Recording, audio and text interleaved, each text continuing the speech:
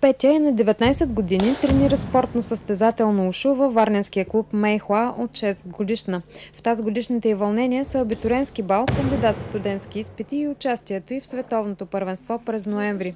Петя е многократен шампион на страната в различните възрастови групи, в които се е състезавала през годините, носител е на медали от много международни състезания, сред които и Европейското първенство по ушу в Италия. За нея казват, че е състезател с качества и характер на победител.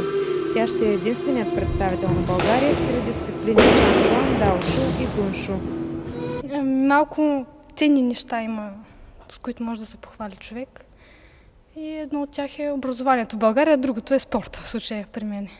А какво ти дават тези тренировки? Хубаво тяло. Друго какво? Самодисциплина като за начало.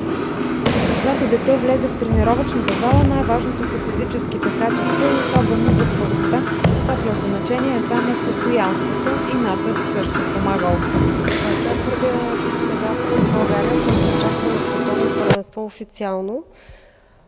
И на това също първенство ще бъде единственият представител на страната. Малко има такива състезатели за сега в България на ниво и само тя е във форма в момента.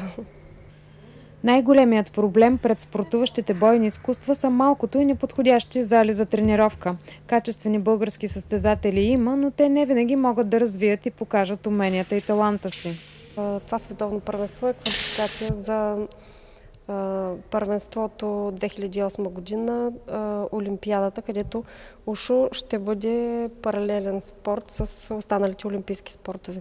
Целта на Петя и треньорката е тя да се класира в космицата, за да може да представлява страната ни на Олимпиадата до година.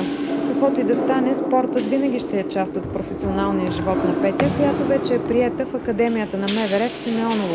Бъдещето се вижда като следовател-криминалист или в граничната полиция на външната граница на Европейския съюз.